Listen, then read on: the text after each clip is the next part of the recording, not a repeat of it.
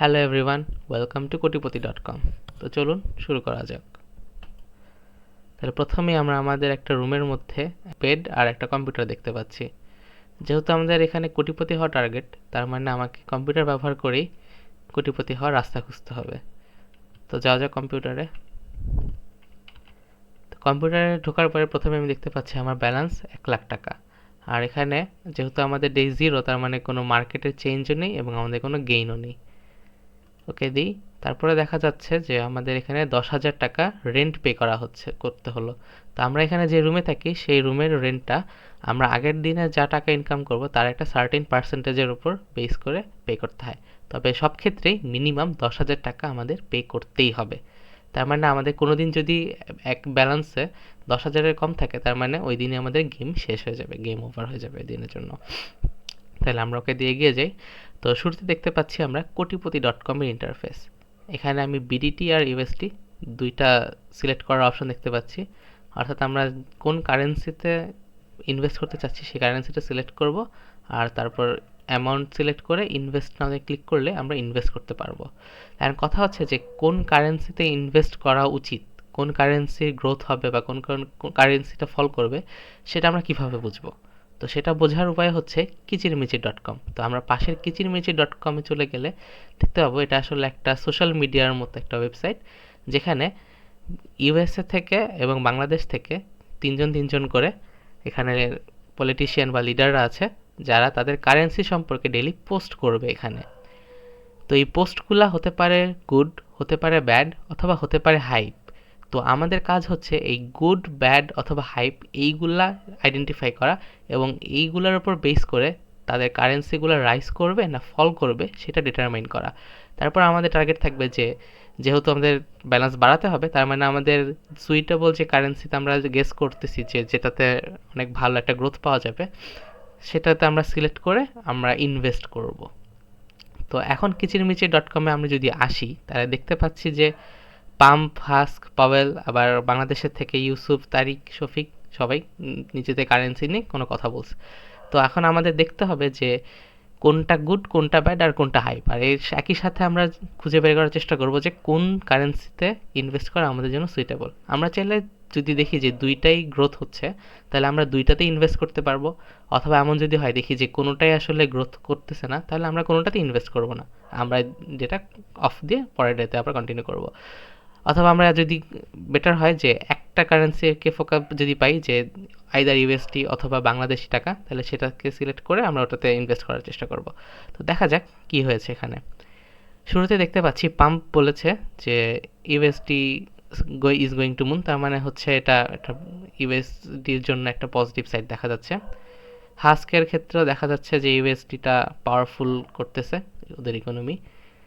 আবার এদিকে পাওয়েলের জন্য দেখতে পাচ্ছি যে এটা হচ্ছে পাওয়েলের ক্ষেত্রে এটা একটা হাইপ নিউজ বলা যেতে পারে, কারণ এটা আসলে কারেন্সির সাথে রিলেটেড কোনো কিছু না। এদিকে ইউসুফের জন্য যদি দেখি, তাহলে দেখতে পাচ্ছি যে একটা প্রেশার দেখা যাচ্ছে এখানে, তার মানে হচ্ছে এটা টাকার জন্য একটা নেগেটিভ সাইড। তারিখ যদি দেখা যায়, তারিখের কাছে যাই, তাহলে তারিখ আসলে এখানে টাকা রিলেটেড কিছু বলেনি, তাহলে এটাকে একটা হাইপ নিউজ আমরা ধরতে পারি। এদিকে শফিক যেটা বলছে সেটা ইকোনমিক স্যাবোটেজের কথা বলা হয়েছে, তার মানে ডেফিনেটলি এটা টাকার জন্য নট সুইটেবল। তাহলে আমি এখান থেকে বুঝতে পারছি যে আমার আসলে ডলার ইনভেস্ট করা উচিত এই জায়গাতে। তাহলে আমি কোটিপতি.com-এ এসে দেখি ডলার সিলেক্ট করে ডলারে আমার আছে এখন কারেন্ট ব্যালেন্স 90,000, আমি 70,000 ইনভেস্ট করে দেখি কি হয়। তারপর আমি ব্যাক করে আমি বেডে চলে যাব। তাহলে আমার একটা ডে শেষ হলো। তাহলে পরের দিন আমি এখানে আসলাম, এসে এখন আমি চেক করি যে আমার আসলে কি হয়েছে ইনভেস্টমেন্টের রেজাল্ট। তাহলে আমি দেখতে পাচ্ছি যে বাংলাদেশ মার্কেট আসলেই ফল করেছিল -33%।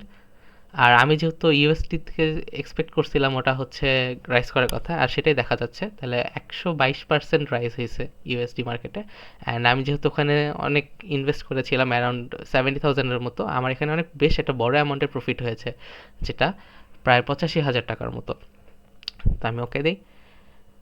এবং যেহেতু আমার আগের দিনে একটা প্রফিট হয়েছে, তার মানে আমি ওই প্রফিটের একটা সার্টেন পার্সেন্টেজ আমি রেন্ট হিসেবে পে করলাম আজকে। তারপর আমি ওকে প্রেস করি।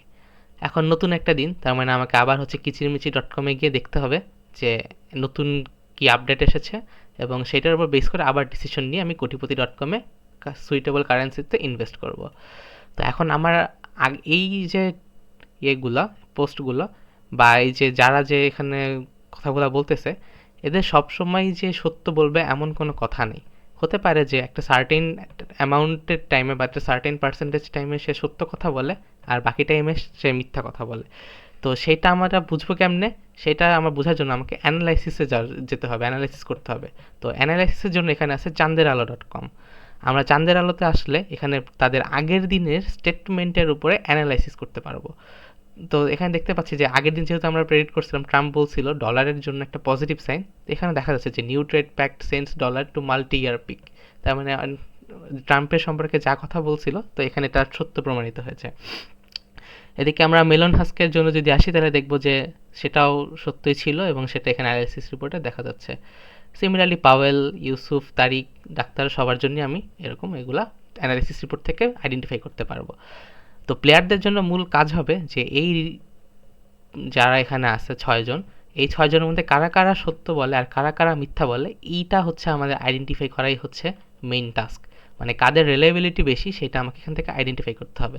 তো এই আইডেন্টিফাই করার জন্য আমি চাঁদের আলো ইউজ করতে পারি, অথবা হচ্ছে আমি আমার র্যান্ডম গেস থেকে আমি বের করতে পারি। যেমন আগের বার আমি ধরে নিয়েছিলাম যে সবাই সত্য কথা বলে, এখান থেকে আমি একটা আমার প্রফিট বা লসের উপর আমি চিন্তা করে অ্যানালাইসিস করে বের করতে পারবো। তো এই সেকেন্ড দিনে আমি এখানে আসি, দেখি এখন কি হচ্ছে। এখানেও বলা যাচ্ছে, বলতেছে যে UST is going to moon. এদিকে হচ্ছে আবার this people R enemies of future, এটা একটা হাইপ নিউজ মনে হচ্ছে। এদিকে দেখা যাচ্ছে পাওয়েল বলতেছে we are defending the fades independence.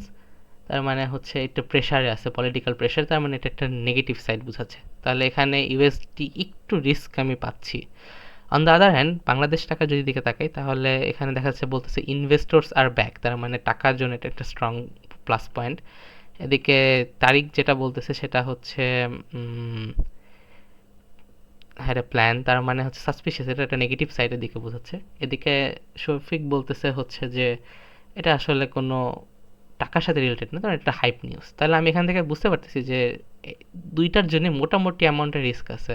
তাহলে আমি বিডিটিতেও কিছু অ্যামাউন্ট ফর সে 30,000 ইনভেস্ট করলাম, ইউএসডিতেও আমি 40,000 ইনভেস্ট করলাম। তাহলে এখন আমার কাছে কারেন্ট ক্লোজিং ব্যালেন্স 88,000। এখন দেখা যাক কোনটাতে কীরকম পারফর্ম করে। তাহলে আমি এখন আবার ডে পাস করি একটা। তাহলে নতুন দিন, আমি এখন আবার কম্পিউটারে গিয়ে চেক করব। দেখা যাচ্ছে দুটাই আসলে ভালো অ্যামাউন্টেই, বেশ বড় একটা অ্যামাউন্টে ইমপ্রুভ করেছে আমার, এবং আমার কারেন্ট ব্যালেন্সও অনেক বড় একটা অ্যামাউন্টে বেড়ে গেছে। আর যেহেতু আমার আগের দিন ভালো একটা অ্যামাউন্টে ছিল, আমার একটা সার্টেন পার্সেন্টেজ রেন্ট হিসেবে পে করতে হলো। তাহলে এখন আমার কারেন্টলি নিয়ারলি 2 লাখ টাকার মতো আছে।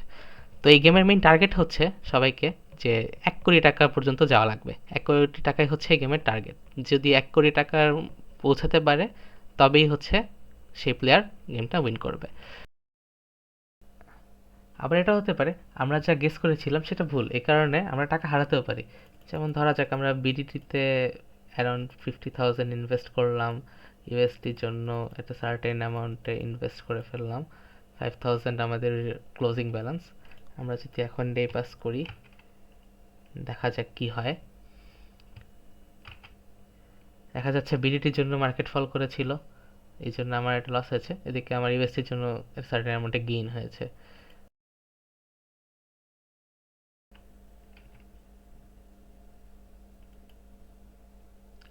এখানে দেখা যাচ্ছে আমরা আমাদের রেন্ট পে করতে ফেল হয়েছি, এই কারণে আমাদের গেমটা ওভার হয়ে গেছে। আমাদের ব্যালেন্স ছিল হচ্ছে 7,300, কিন্তু আমাদের 10,000 টাকার মিনিমাম রেন্ট পে করাই লাগতো, কিন্তু সেটা আমাদের নাই, তাই আমাদের গেম ওভার হয়ে গেছে। এই জন্য আমাদের যতদিন সার্ভাইভ করতে পেরেছি সেটা ফাইনালি শো করছে।